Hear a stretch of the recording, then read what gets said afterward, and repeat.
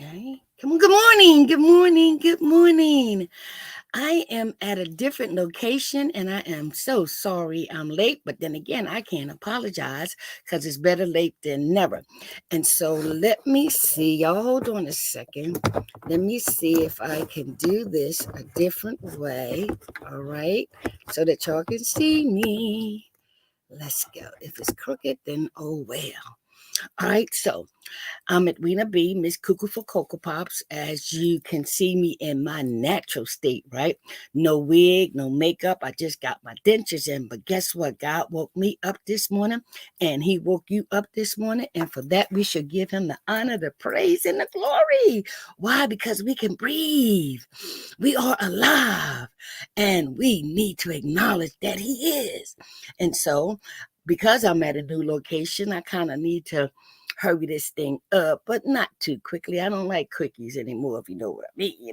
All right, so I don't even have a testimonial song right now, but what I will share with you is I would like for you to um, um, look up the word surrender.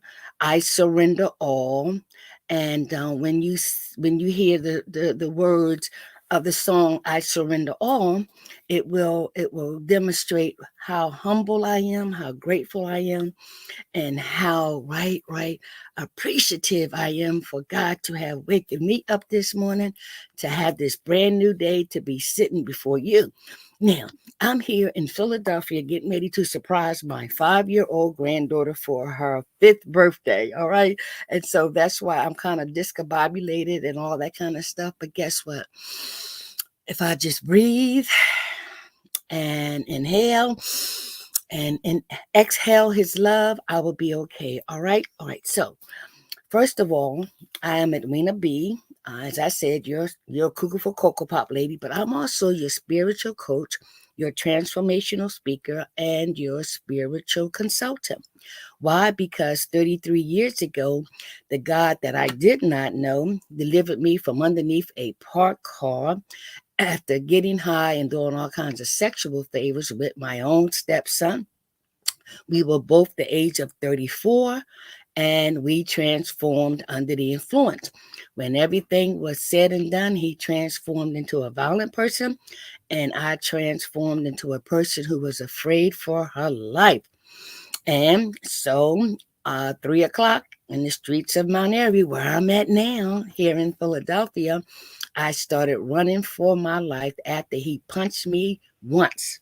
And as I was running, I got a flashback from my past. If I just get underneath the bed, he can't get to me, right? And I said, if I just get underneath the car, he can't get to me, right? But so while underneath that car, my life flashed before me. How at the age of 34 did I get underneath a parked car?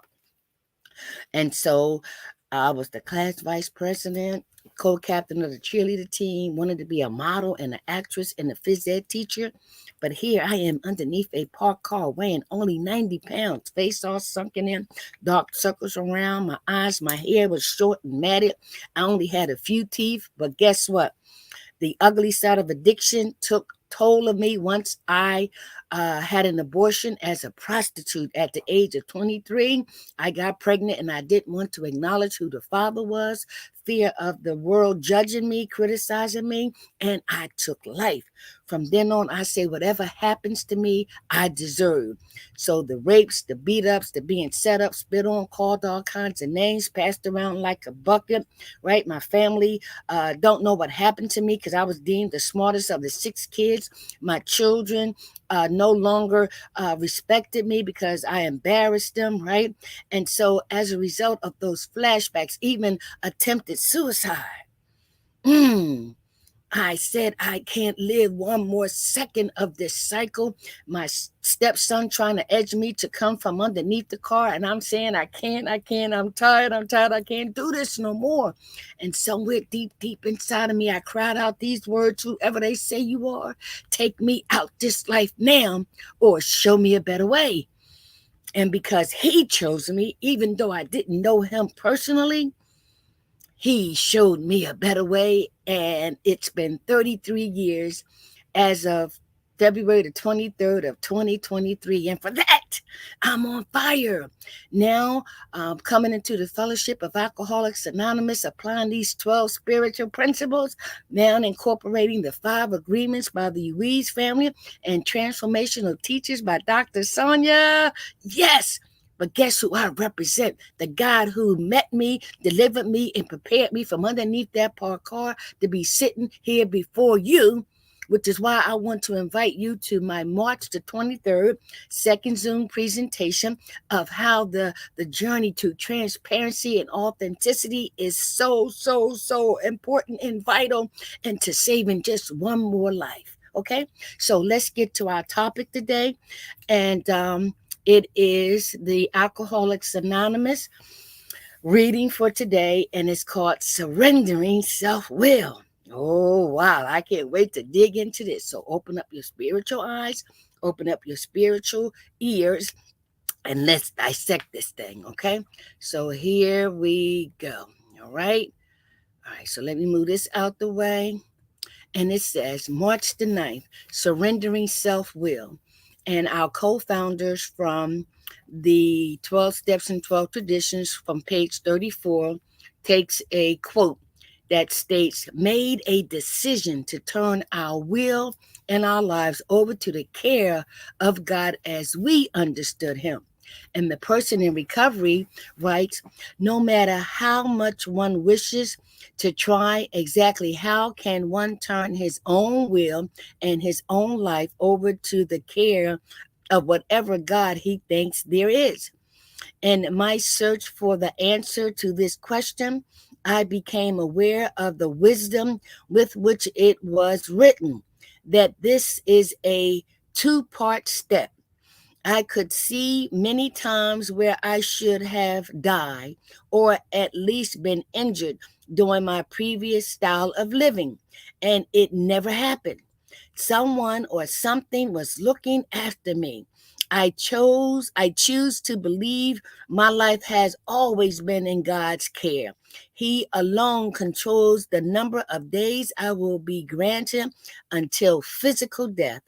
The matter of will, self-will, or God's will is the more difficult part of the step for me. It is only when I have experienced enough emotional pain through failed attempts to fix myself that I become willing to surrender to God's will for my life. Surrender is like the calm after the storm. When my will is in line with God's will for me, there is peace within.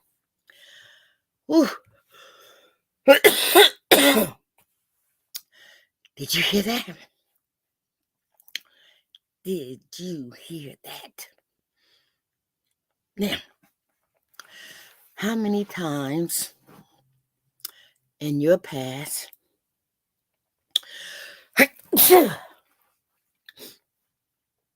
have you experienced turning your will over to something? Not necessarily God, but turning your will over to something and someone. Can you get in touch with that? Turning your will in your life over to someone or something.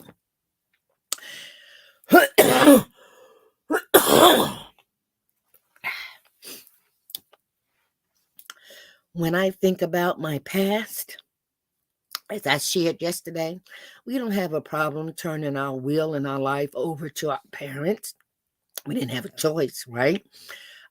We didn't have a problem turning our life and our will over to the school system, right? We didn't have a choice. We didn't have a problem turning our will and our life over to our employer. We didn't have a choice, right? And so even in our addiction, we didn't have a problem turning our will and our life over to the drug dealer because we wanted to get high. We wanted that drug. We didn't have a problem turning our will and our life over to the bartender because we wanted that drink. We didn't even have a problem turning our will and our life over to the John as a prostitute. Why? Because we wanted to get paid for the services, okay? So turning our will and our lives over to something and someone is not new to us. Okay, so here in Alcoholics Anonymous with the third step, made a decision to turn our will and our lives over to the care of God as we understood him. All right. So let's dissect this. Okay. So here it says here, right? The person in recovery, no matter how much one wishes to try, exactly how can one turn his own will and his own life over to the care of whatever God he thinks there is? All right. Now, I don't know about you, but I was taught that God was a punishing God. Edwina, you do bad things, God gonna get you. And so from what I was told by my mom, I was ornery as long as she could remember. And so when you are taught that if you a bad girl, God was going to get you. And that's something that the Ruiz family talks about in the 5 agreements, the matter of domestication, right? And so with that process, when we do our inventory, we go back way as far as we can to where we had those ideas, attitudes, behaviors, and belief systems first formulated, right? That was the foundation. And so with the Ruiz family, it talks about the domestication. So whatever belief system and whatever we were told about a God, right? And governed our lives. So I didn't have a concept of a loving and caring God at that time because my dad was my higher power. My dad was my God. Whatever he said went, whatever he did, whatever he said, okay? And so I didn't have a concept of a loving, caring God. So just like this gentleman said, how and what way can we do this? Okay, so let's see how he found out. All right. So here he says, right? God, he thinks, okay, in my search for the answer to this question, I became aware of the wisdom with which it was written, okay, that this is a 2-part step. All right, so listen, he said, I became aware of the wisdom. I became aware of the wisdom. That is so key. I became aware. And so here, this gentleman is in the 12 spiritual principles of Alcoholics Anonymous, which I do not represent, right? And so here, as he is encountering people who have the same disease of alcoholism that we didn't know we had, right, is in a room of a spiritual fellowship. We're talking about what happened, what it's like now, right, and what we're doing about it. And so he became aware of the wisdom of this particular step. All right. So let's see how he deciphers it even the more. All right. So he goes on to say, right, I could see many times where I should have died or at least been injured during my previous style of living, and it never happened. Okay. All right. So, oh my God, that is so important, right? I could see many times where I should have died or been injured. Do you know people like us? Well, let me talk about me. I jumped out of windows, right? I jumped off a roof. A matter of fact, I fell off a roof, right? The many times that I've been raped and taken to the park, and Fairmount Park, and taken to 30th and Lehigh with these pimps and all. When one guy said, "Man, shoot that bitch and throw her in the bushes like the rest of them," I should have been dead. And the guy that took me to the Fairmount Park, 2:00 in the morning, right?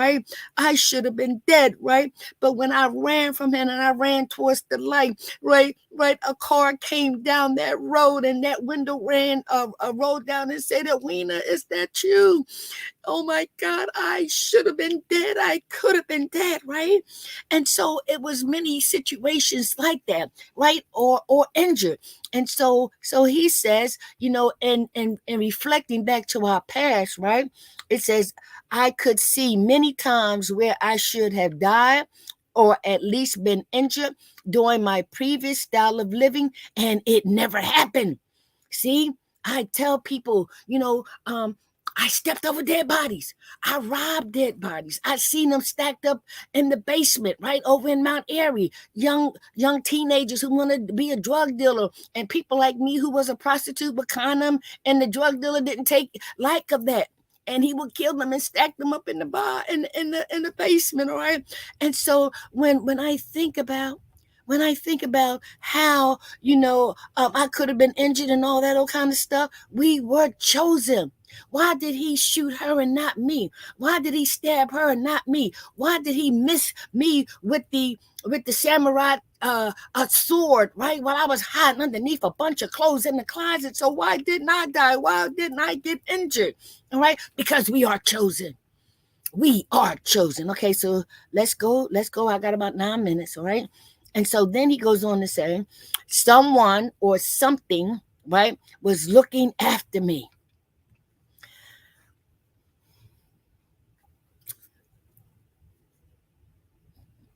Something or someone was looking after me, was looking after him. I'm telling y'all, in that world of addiction, some horrific things happen. We do horrific things to each other, right? The transformation is so terrifying and ugly, right? And so when we come out of it, right, and we have that knee bowing experience, and for me that was underneath that parked car, we do a flashback of our lives and say, how in the hell did I get through it? Something or someone was watching over me. Okay, we'll talk about that a little bit more. All right, so then he goes on to say, right, okay, right, I choose to believe my life has always been in God's care. Now, he said he choose to believe that his life was always in God's care. And guess what? I believe that instinctually all human beings, right, have that awareness in them. Yep. That the only reason why they exist is because of this God, this creator, whoever you choose to call him, the universe, as the Ruiz brothers talks about, right? Yeah, and that we are really experiencing heaven here on earth. Oh my God. And that this is really all a big dream. Oh my God, you got to get that book called The Five Agreements, right? And so when he says here, he choose to believe, right? He choose to believe, right? That God has always been, and he had always been in God's care, right?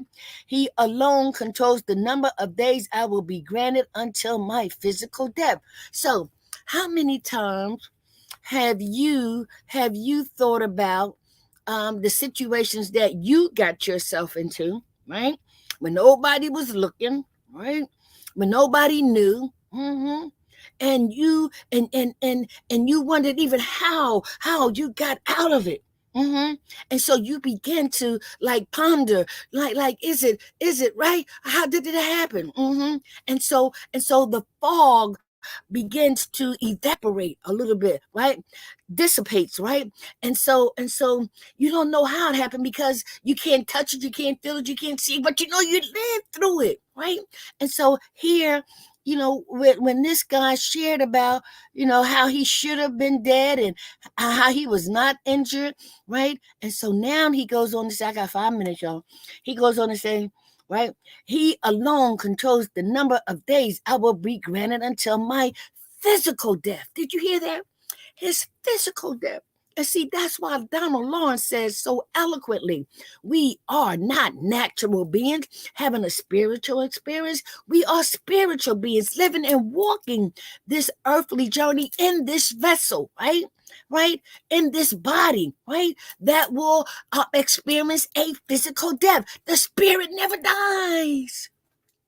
We didn't know that because we are so consumed on our humanness, right? We think it's what this is all about. But when we apply spiritual principles from the Alcoholics Anonymous program, the 5 agreements from the Ruiz family, and the transformational teachings by Dr. Sonja, we are alive. We know we exist. We are in the present. right? And so one of the things that I realize now, God is on sacred time, man is on secular time. So it doesn't matter how you calculate your time, it's what God has destined for you. And so underneath that car, I had no idea that I would be sitting here before you 33 years later, sober, helping one another person achieve sobriety, right? And from what I was told, I help a whole lot of people. I don't know, ain't none of my business. My goal is to plant the seed that if he did it for me, he can do it for you. All right. So however number of days I have on this physical earth, I'm good. Because I'm gonna remain on the battlefield. Okay. And so I got a few more minutes, right?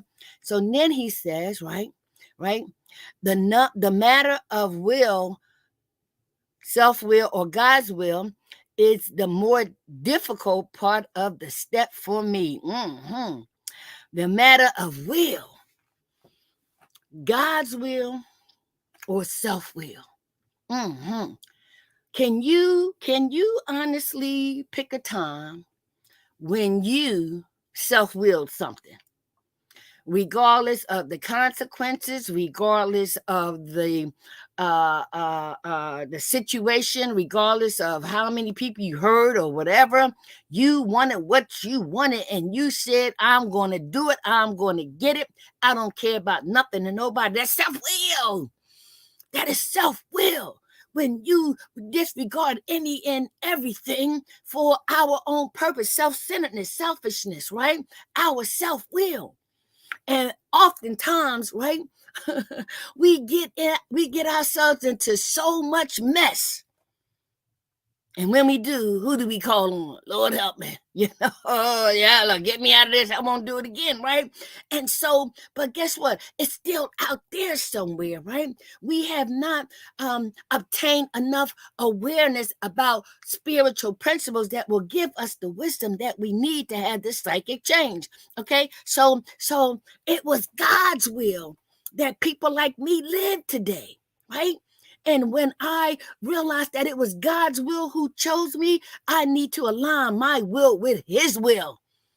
Even though I may fall, I may stumble, right? I may trip, but I'm doing it in a forward position because I practice aligning my will with God's will, right? All right, I got a couple minutes, right? All right, so wait a minute. All right, so here he goes. He says again, right? It is only when I have experienced enough emotional pain through failed attempts to fix myself that I become willing to surrender to God's will for my life. And see, people in recovery, we understand now. When they hit bottom, when we hit our bottom, and let me tell you, it's called a knee bowing experience that every human being will experience one time, just one time, for real. Because when you have that knee bowing experience, it only happens once for you to say he is, to confess with your tongue that he is, right? But it's through pain.